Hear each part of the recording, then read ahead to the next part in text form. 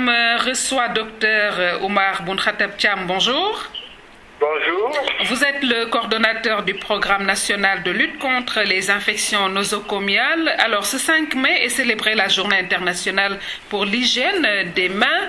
Alors, déjà, revenir pour expliquer ce que c'est exactement les infections nosocomiales.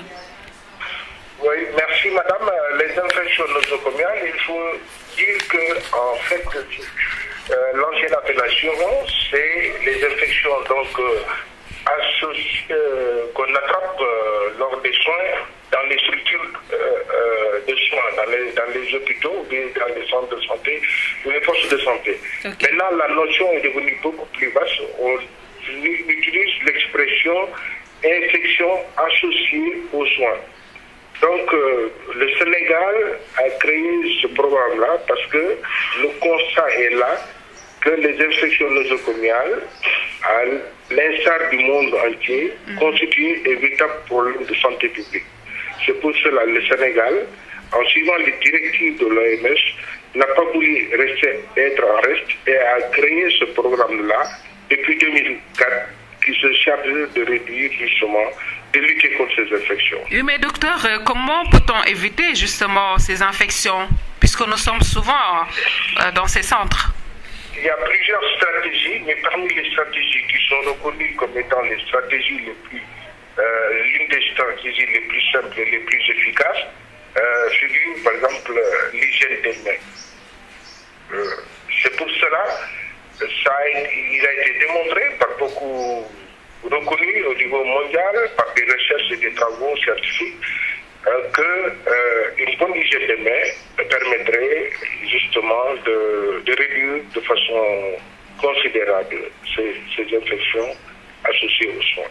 D'accord. Docteur Oumar Boun Khatab, alors je rappelle que vous êtes le coordonnateur du programme national de lutte contre les infections nosocomiales. Ce 5 mai est célébré cette journée, mais les manifestations au Sénégal ont lieu le 7 mai. Pourquoi avoir avancé la date?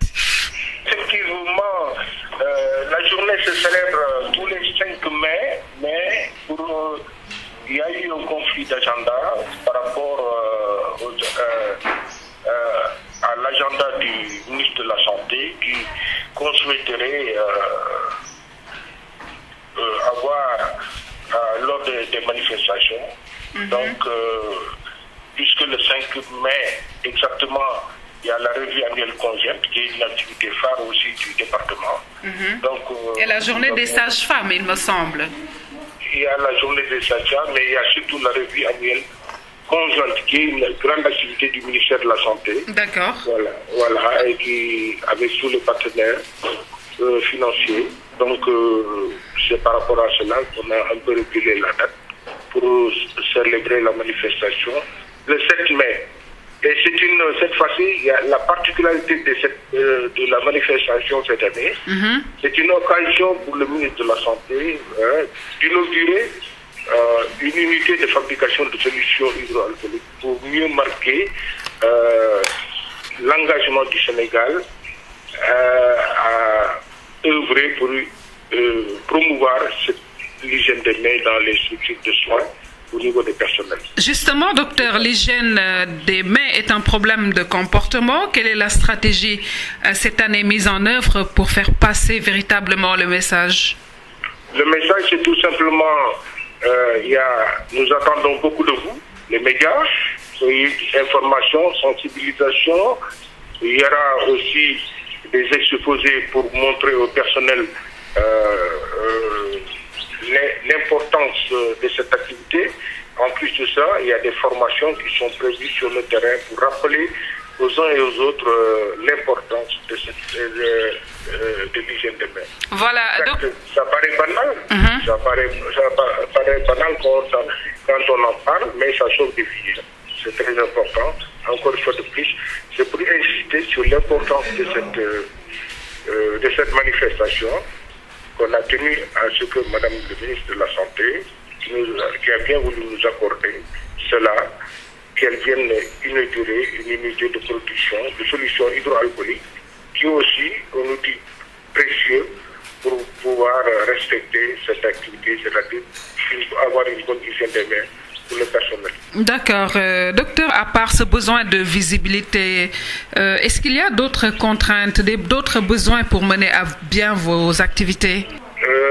Des contraintes, oui, effectivement, parce que les contraintes qu'il y a, c'est que quand on dit hygiène des mains, bon, il n'y a pas forcément que l'eau et le savon.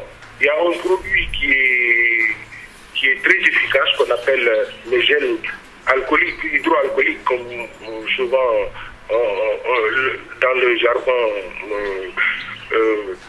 je veux dire, dans le langage commun, mais on l'appelle plus particulièrement la solution hydroalcoolique, qui est un produit efficace. Et donc, pour assurer une bonne hygiène des mains. Et ce produit-là a un problème de disponibilité et d'accessibilité au niveau des structures. C'est ainsi qu'avec l'USAID, des partenaires financiers qui soutiennent bien nos activités, donc dans plusieurs domaines, et plus particulièrement dans le domaine de l'hygiène des mains, a voulu nous aider à mettre en place une unité de fabrication. Donc, si le produit est disponible, je pense que c'est un élément déterminant pour que les acteurs puissent respecter, en tout cas, la pratique de l'hygiène des mains. D'accord. Docteur, une dernière question, ça concerne le problème au niveau des cantines scolaires. On voit de plus en plus l'anarchie, si on peut l'appeler ainsi, le libertinage, le manque de contrôle, effectivement, de cette qualité nutritionnelle. Avez-vous prévu des choses pour un contrôle efficace? Oui, là vous rentrez dans un domaine qui n'est pas du tout, qui n'est pas le mien. Parce que quand je dis l'hygiène des mains, c'est dans les structures de soins. Il faudrait bien recadrer la définition. D'accord. À un moment donné, la partie structure de soins. Je ne m'intéresse que ce qui se passe au niveau des structures de soins. Ok, dans le cadre du programme national. Voilà, c'est ça. Donc, dans le cadre de l'hygiène publique, je veux dire au niveau de la communauté, il y a le service d'hygiène, le service national d'hygiène qui est là et qui quand même applique est aussi preneur d'une bonne hygiène des mains au niveau communautaire. Mais nous, on intervient surtout au niveau des structures de soins parce que on dit que c'est par les mains qu'on transmet les microbes d'un malade à un autre. Est-ce que vous voyez? Donc, quand un malade vient se soigner, il n'est pas question qu'il vienne s'infecter ou bien avoir une autre pathologie autre que celle qu'il avait amenée à l'hôpital. Voilà, docteur Oumar Boun-Khatab Thiam. Oui, merci d'avoir répondu à l'invitation d'IGFM. Mais tout le plaisir est pour moi. D'accord, merci beaucoup.